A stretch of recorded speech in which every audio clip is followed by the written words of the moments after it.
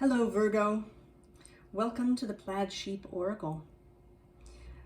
This week I've been pulling a card from my Goddess Knowledge deck, the artwork of Susan Seddon Boulay. And the card for you today is So You, Virgo. Yesterday I did Aries first, as always, and Aries had Gaia. And you, in the number 2 slot, have Themis, who is a daughter of Gaia. She was one of the Titans. And she originally presided over natural and divine law, as well as prophecy. She was one of the goddesses consulted by the oracle at Delphi. And then she herself had 6 children. 3 of them were the Fates, right, who preside kind of over the loom of fate. You have Clotho, who chooses the length, right? She spins, or rather Clotho spins the thread of life, and Lachesis chooses its length, and then Atropos cuts the thread.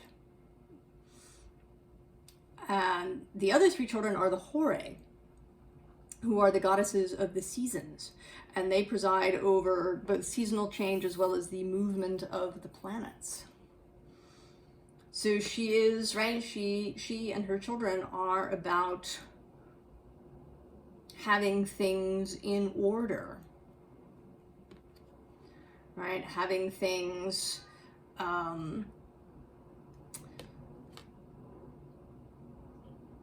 in rhythm. And she is also, right, she's a very earthy sort of goddess. But she is also of the mind, because she moves through dreams, right, through dreams and through prophecies. So she is like you in that way too, Virgo, right? You're an earth sign, but since you are, right, Mercury is your dispositor, you have this strong mental component.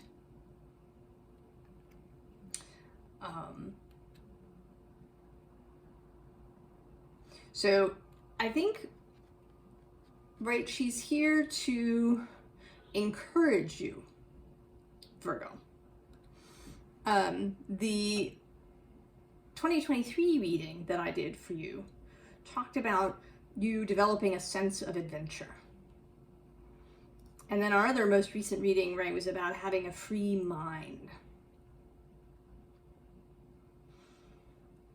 And all of that sort of plays here into this reading too, which is about taking that free mind on the road, if you will. So we begin right here in the cave. And this is a period of coming together, consolidating, gaining understanding, gaining clarity.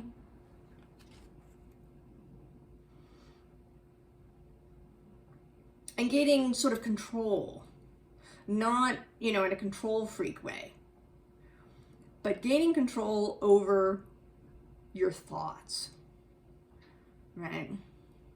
And that's a tricky thing. I totally feel you if you find this kind of a frustrating experience. Right? It's very easy for our thoughts to just, kind of run off. Even if you do have, a meditative practice of some kind, when you're in the thick of the day, maybe you're being confronted by things in your email, or on the news or somewhere. It can be easy for your thoughts to slip back into an old pattern.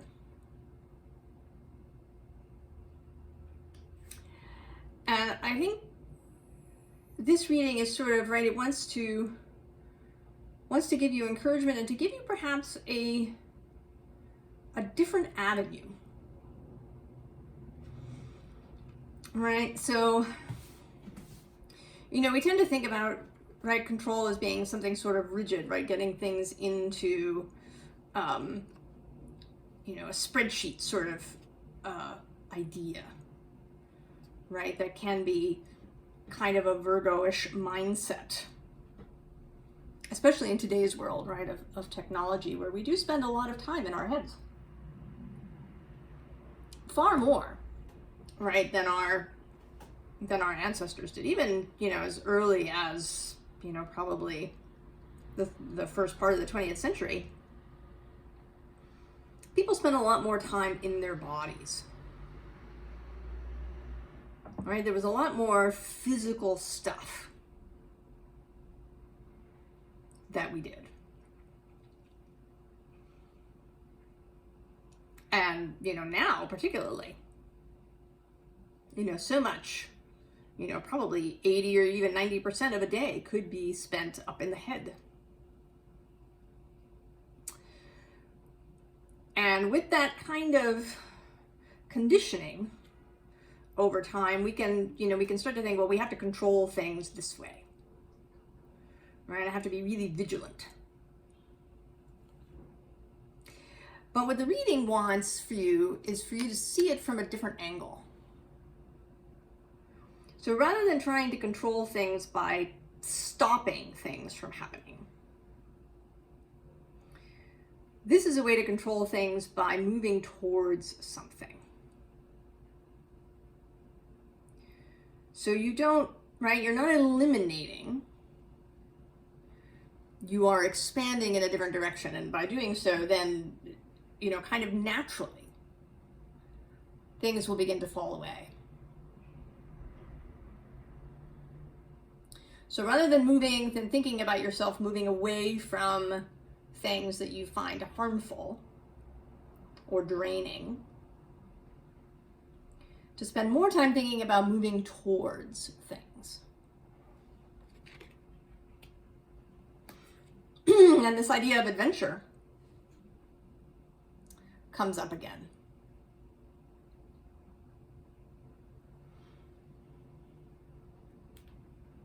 Right? So, passion, adventure. Changing the focus.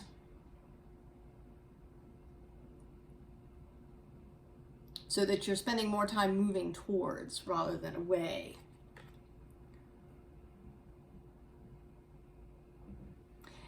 And then, you know, when we have these moments of difficult emotion, and it might be fury, rage at the state of things, either in your own life or the world, or both.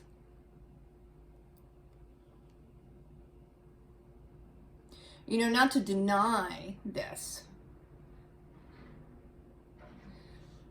Not to say, you know, everything is exactly as I want it, if that isn't really true. Right? Lying to yourself in that way is never going to be useful. But, right, moving towards your natural rhythm.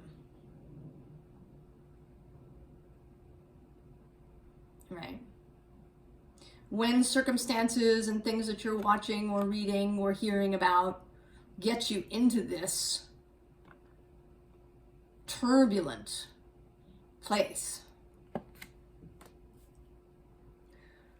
right? Refocusing back on the breath, on natural rhythms, in whatever way is available to you. I mean, that might be quite literally breathing. You know, when we're anxious, particularly, our breath starts to quicken, right, as the sympathetic nervous system cuts in. But we have some control over our breath, right? You can deliberately slow your breathing. You can deliberately choose to turn away from things that inflame you and towards things that are nourishing and balancing for you. You know, Themis started as this goddess of natural and divine law, right? The movement of seasons and dreams, but later she kind of gets co-opted and she becomes the, you know, the rule of law. The word Themis becomes the, you know, the kind of the rule of law, man's, government's, society's law. And we want to, right, we don't want to reject all of that, right, because there are some useful things there. But we want to take our cues more from natural law whenever we can. So this is part of the transformation that I think we've all been going through.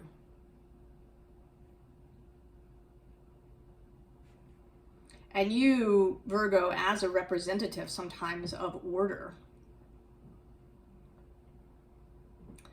may be really feeling it. You may be really uncomfortable. This may be pushing you firmly into a new space, out of your comfort zone.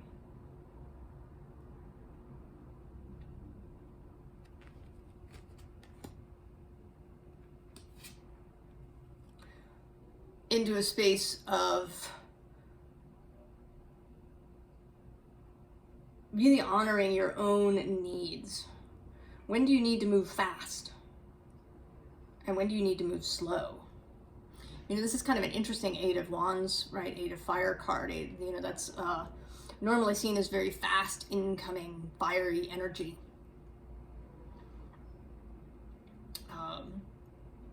But here, while there is fire, this figure on the panda, right? That's slow-moving energy, right? Pandas are not speedy. She is not sitting on a cheetah.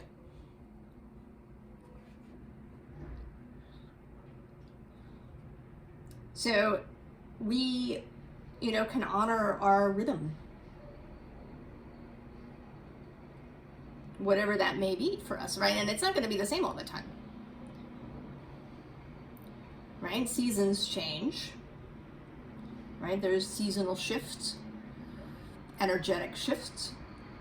You may have days when you just feel really energized and you're just ready to, you know, do a whole bunch of stuff.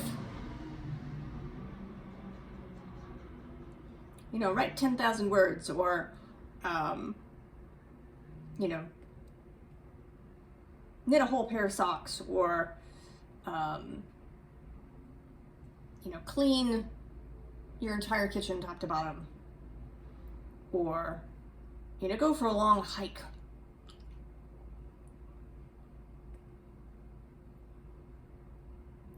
Right? Whatever the, you know, whatever is, you know, inspired, whatever you're inspired to do, right? You may feel really energized and ready to do a bunch, or you may have a day, right, when you're the panda.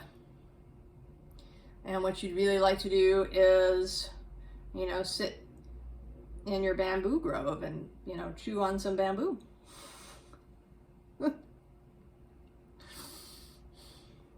So, finding those rhythms for yourself and choosing to move toward them rather than trying to control yourself, trying to control your own energy. Right? Because when we can allow our own energy to flow as it would like to, and when we get good at listening, then things open up for us, right? We can see the magic. We can see how to proceed. And we do it with interest, right? Rather than by forcing ourselves to.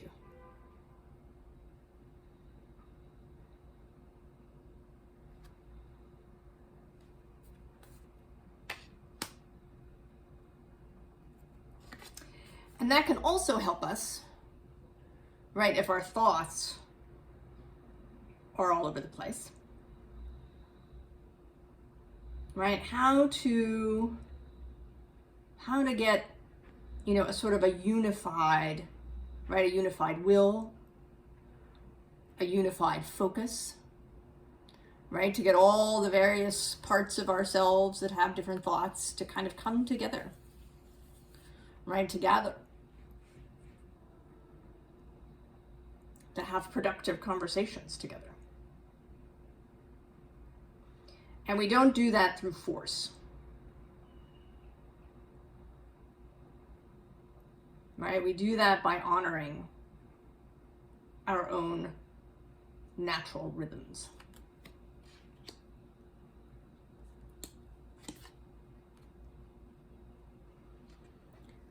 And then we'll be able to see, right, what's being offered. Because if you're rushing around like a mad thing, you may not see what's being offered. Right? If you're busy trying to check all the boxes. And this doesn't even have to be work. I mean, this can be a spiritual pursuit, right? You can have your, you know, you need to do 15 minutes of meditation in the morning, and then you have to do journaling, and then maybe you do divination, and then you could have an entire list of things that you've told yourself you have to do every day.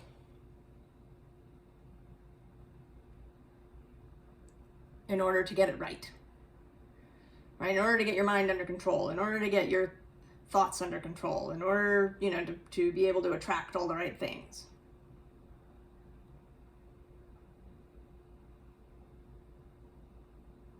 But the more that we pursue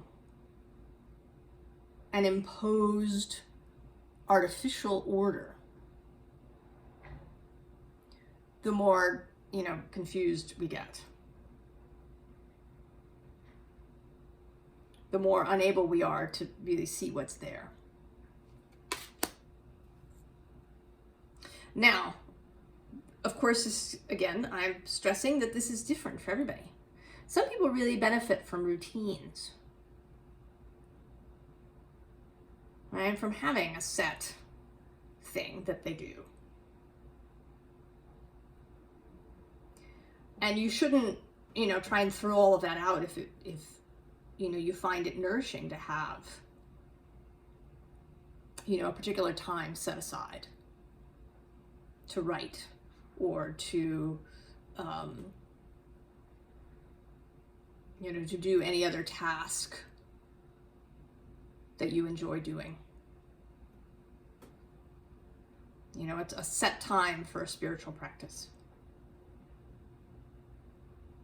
But we want to avoid rigidity.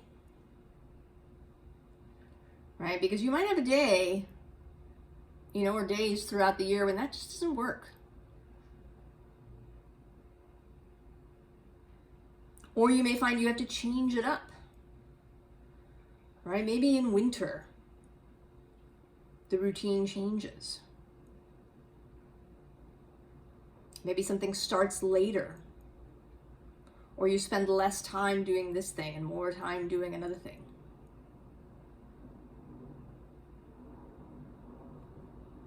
So finding flexibility, finding openness,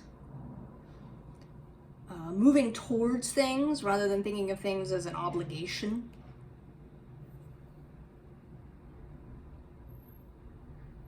Being curious.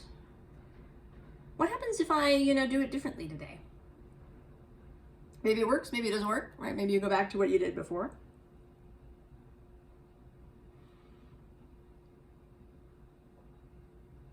But this, right, this transformation requires flexibility. I mean, just, right, shifting timelines, which is kind of what we seem to be doing here on this channel together, requires flexibility.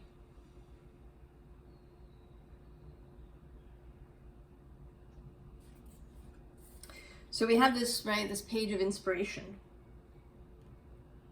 right, incoming messages. And actually this whole row is sort of about incoming messages in different ways. You know, this is a very sort of mental, right? And inspiration is meant to be the wands in this deck, but, right, she's kind of, right, there's this mental air element thing going on here, right? These cats have a kind of halo going on, right? This kind of very air energy coming in. So I think that all of us, right, are going to be getting information in different ways.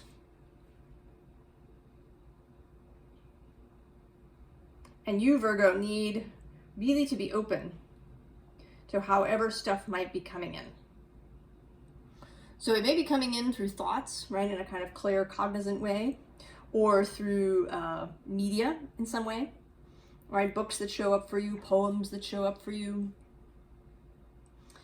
these, you know, any card reading you might watch that really calls to you, songs that you hear, right? Anything that might be coming in over the airwaves. And then we have this Four of Materials, right, in the body. Stuff, feeling stuff in the body. And, you know, I don't know about y'all, but I've certainly been feeling these transformational energies in my body, and some of it has been really uncomfortable. And at times frustrating.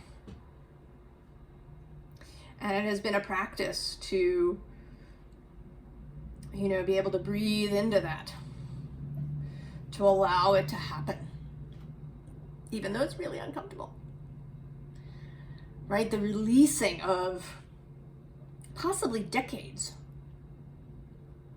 for some of us of holding can be really uncomfortable.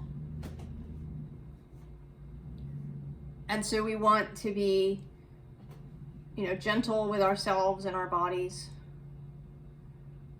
You know, give ourselves as much as we can when we need it.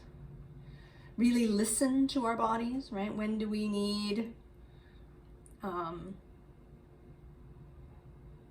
you know, when do we need to eat different things? And when do we allow ourselves to eat things that we think we shouldn't, right? Like, you know, cake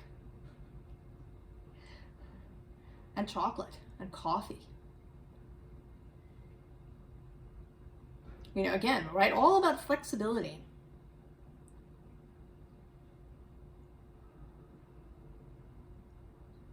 Right? To not be rigid with yourself.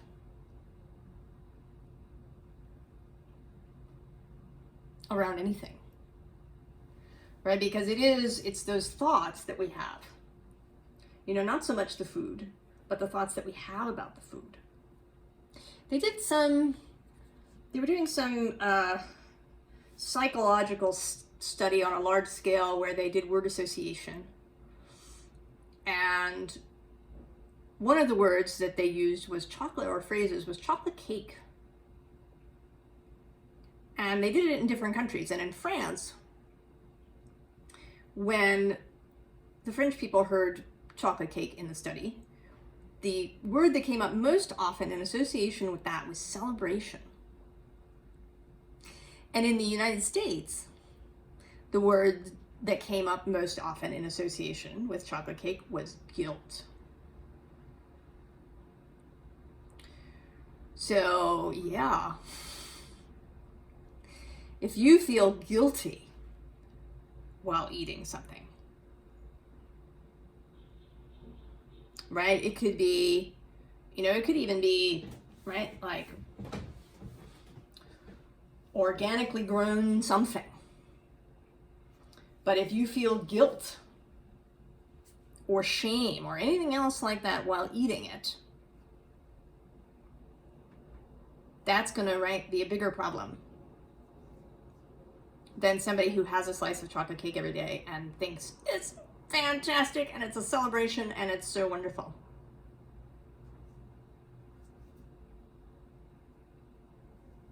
Right? So again, I'm not advising you to necessarily eat cake every day. But flexibility, a lack of rigidity, natural law, as opposed to, you know, whatever societal structure you've been living in. All right, and that's the Hierophant coming in. Right, messages coming in through particularly spiritual channels, if we want to say that. Right, through what you've read, through mystic text,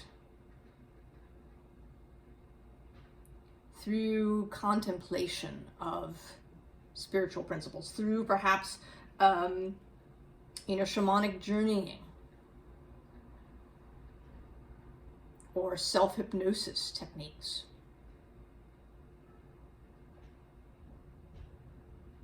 Through divination.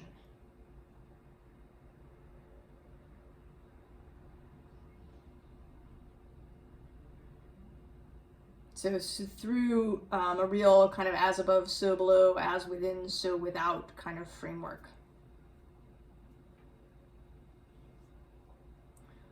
You know, studying astrology, paying attention to what you think about in given moments, right? What is drawing your attention? If you have a real question and you sit and think about it, what draws your attention? Right? Is it the sound of traffic on the street? You know, is there some thought that keeps recurring?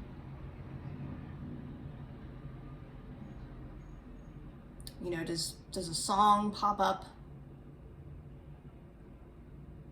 Right? All of these synchronous messages, right, that are coming in through your soul and, right, from the all that is, from the source of all things. Because it is all interconnected.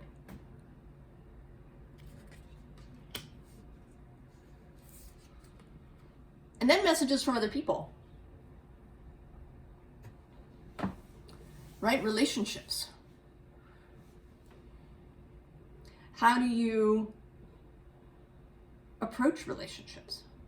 Do you find, if you start doing this practice of flexibility, that there's an improvement in your relationships? That maybe you have an easier time communicating with people that, you know, previously made you crazy?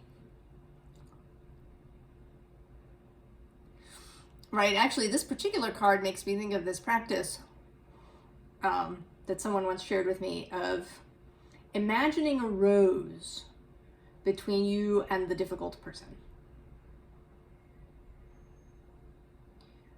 When you have to have a conversation, right? Sort of doing it in advance, but also doing it in the moment, right? If you're about to have what you think is a difficult conversation, or just, you know, interacting with somebody who pushes your buttons, imagining this beautiful, huge, right? Could you imagine a huge, beautiful rose, right? Those velvety petals, the smell of the rose. You know, and whatever your favorite color is, you know, I really love orange roses, right? Peach colored roses.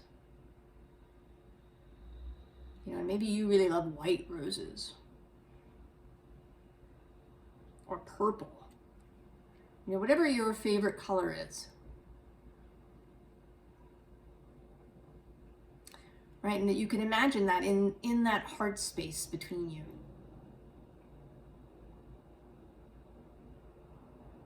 Right? That rose providing a kind of translation service. So that you can, right, you can approach that person more in a heart-to-heart way, rather than in a brain-to-brain way, which is what we usually do.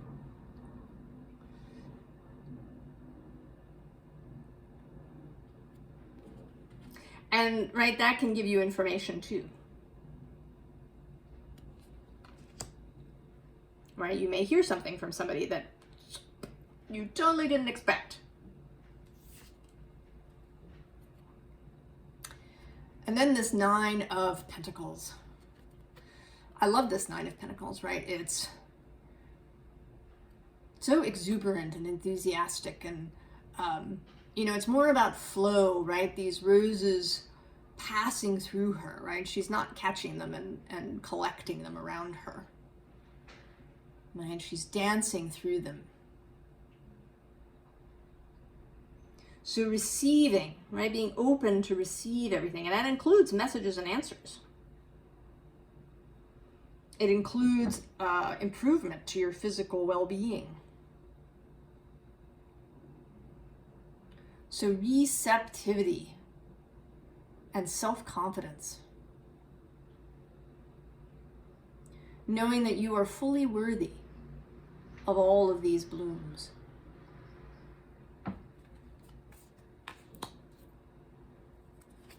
So here you are, dancing in your red dress, right? This red dress that everybody's been getting to put on.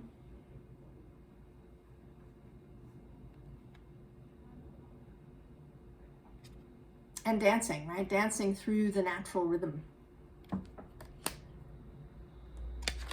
Which of course takes us to the Fool, right? Who totally dances to her own natural rhythm. Right? She is unconcerned with all of this stuff down here. Right? She's got her little bell. She has the light of the moon. She has her fabulous outfit. And she's on her way.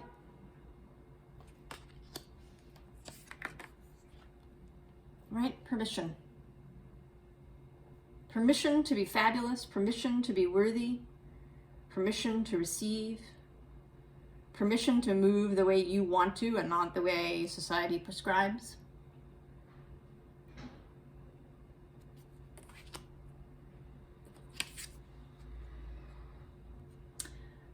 And then the King of Pentacles. Right? Coming into sovereignty around all of this earthy stuff. And finding it all so much easier, right? That you're no longer going to be agonizing or frustrated around finances or bodily health or, you know, whatever next project you have to complete.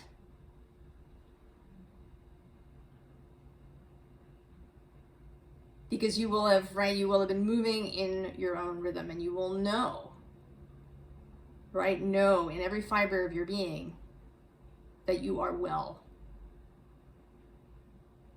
That it's not about an external metric, about, you know, X number of projects completed.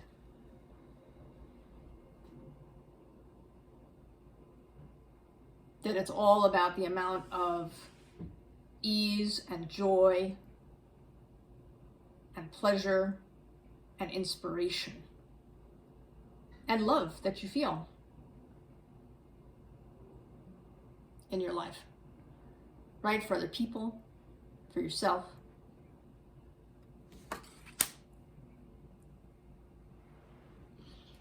So in the advice front, there's sort of one advice card and then three sort of explanatory cards, I guess. So we have the Three of Cups, which for me is always or almost always a card of internal unity, even more than it is about, you know, external relationships. Right, that we have internal emotional cohesion and unity. That all of our various parts can come together as a team, right? As a fellowship.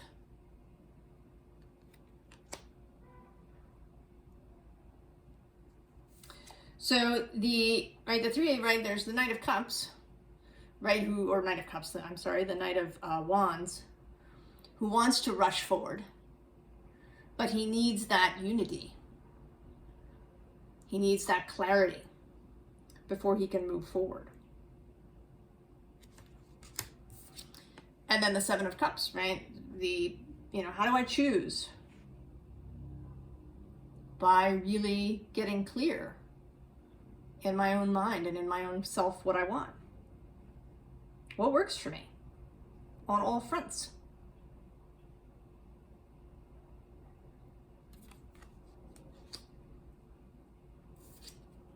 And then the Nine of Swords, right? Getting clear in the mind. Moving towards something nourishing and interesting,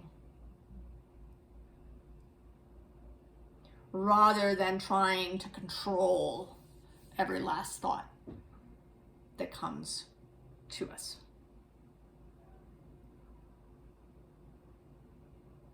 Right? And some of that may be paying attention, right? When do those difficult thoughts really tend to show up? What is it that I'm doing or not doing when that happens? So we can't help ourselves by, not watching particular things on Netflix, by not, doom scrolling through our Facebook or our Instagram, and using that time to do other things instead. Right? Read books that we enjoy, do craft things that we enjoy, focus on, other projects that we have. Do things like meal planning, right? I really like, going through recipes and figuring out what I want to make in a particular week, right? How can things mesh together?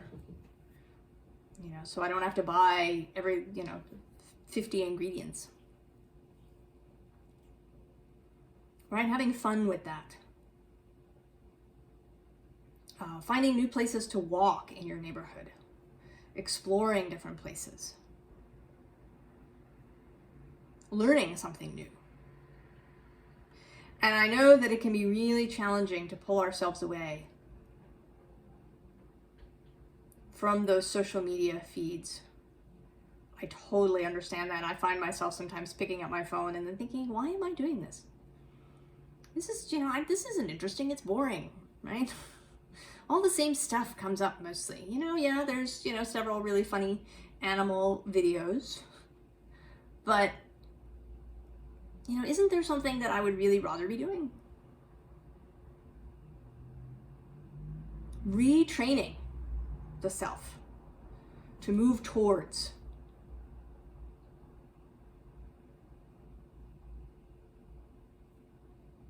So making all of the choices up ahead easier, smoother.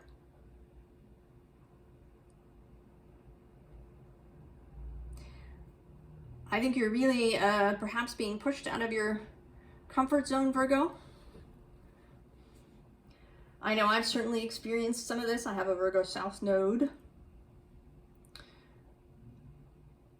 And I think that you're going in a really great direction. And that this is really just to encourage you to keep it up. Keep it up, Virgo. You're doing great. You're doing great. You are absolutely on your way. You are moving towards a more joyous way of being. Right? You are stepping into this. I wish you all the very best, Virgo. And I will see you next time. So long.